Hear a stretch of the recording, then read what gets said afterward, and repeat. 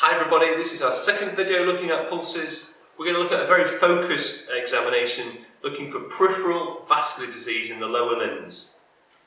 So this is a problem where you've got vasoconstriction, disease of the arteries, usually through smoking, high cholesterol. It's an aging process. Okay, so I'm going to treat this again like an OSCE station. So I'm going to first of all introduce myself. Hi, my name is Dr. David, I'm your doctor today. Is it okay if we examine your lower limbs for your pulses? Yeah. Thank you. What's your name, by the way? Radial. Nice to meet you, and what's your date of birth? 28 May 1998. Fantastic, okay. And Abdullah Khair has already exposed himself, and obviously you want to expose the abdomen and the chest and the lower limbs as well. You really want to get your clothes above the knees so you can check the popliteal properly. So the first thing I'm going to do is wash my hands.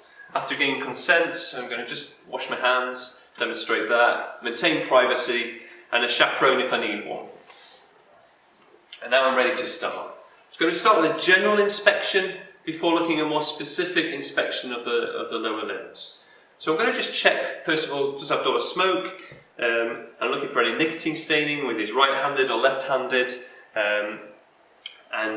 and also you might just get a general feel whether it's dusky or any cyanosis. Another major cause for peripheral vascular disease is hypercholesterolemia, so I might just look around his eyes to look for xanthophthalmia, is there any lipid deposits around the eyes. And then I'm going to look more specifically at the lower limbs. So we're going to look first of all for colour changes. Is there any sign of blue discoloration or cyanosis? Is there any brown hemiceridian deposits, particularly over the venous system? Is there any black colour of gangrene? And that might be wet gangrene or dry gangrene. And then we might look specifically for changes in the nail bed. With vascular disease, you might get nail changes, just looking on both sides. With beginnings of vascular disease, you often lose the hair around the foot. Is the skin shiny? Is it red, erythematous, edematous? Also looking for ulcers, korha.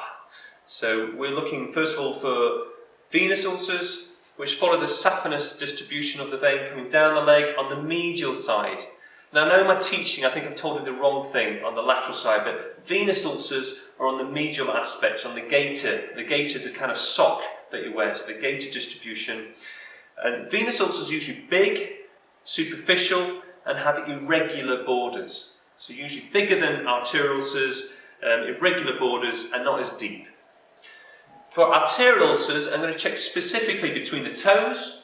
Are there any ulcers between the toes? Underneath the leg, I'm going to lift up the leg because often you miss this area. Is there any sign of any ulceration here? And on the lateral aspect, opposite to what I've taught you the last few weeks, on the lateral aspect, because this area gets less blood supply from the arteries.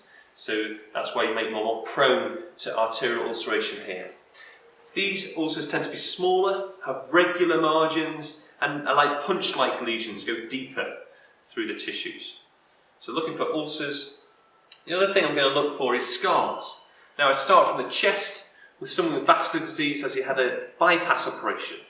Or has he had a AAA repair in the midline? Has he got a midline scar of an abdominal aortic aneurysm repair?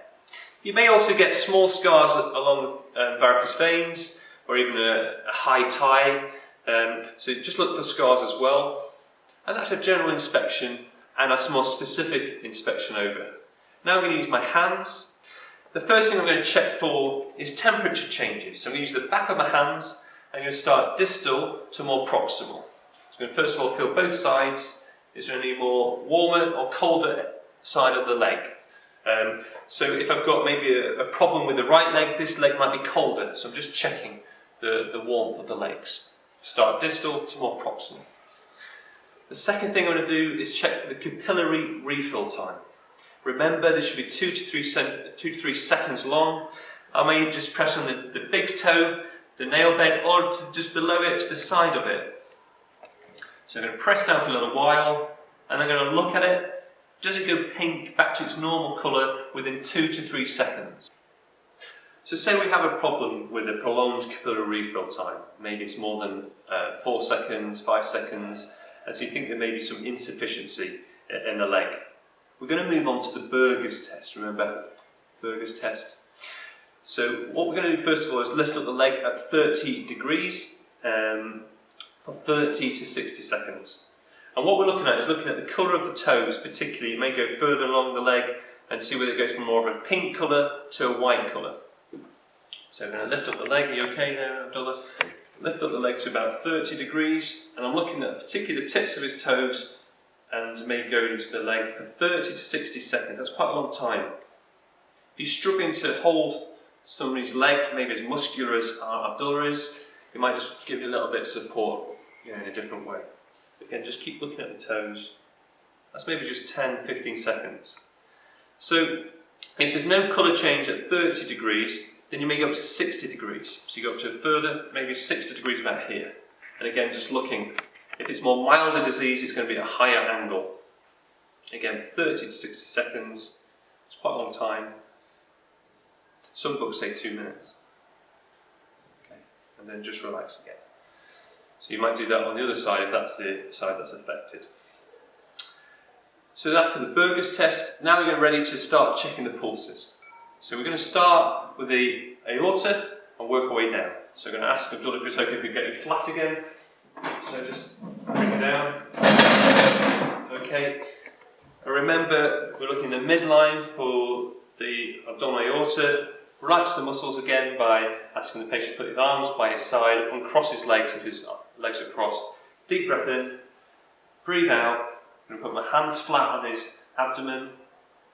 Again, going quite deeply. Remember the aorta is posterior, so you have to go quite deep. Easier on a thin subject than a more obese subject. And again, you put your fingers parallel, maybe just 2-3 centimetres apart, and you feel the pulsation again to the edge of your fingers. Again, you're looking for the width, what's the diameter of the aorta. Now we move on to the femoral pulses. Remember your landmarks. It's midway between the anterior superior iliac spine and the pubic tubercle, and the mid-inguinal point, and the groin crease, so about there. Again in the exam, just explain what you're feeling. I don't expect you to expose the patient in the exam. In reality, in life, obviously do that. And then check on the other side too. And you check on for, is it present? Or is it weak or absent? Particularly peripheral vascular disease, at what level is the problem?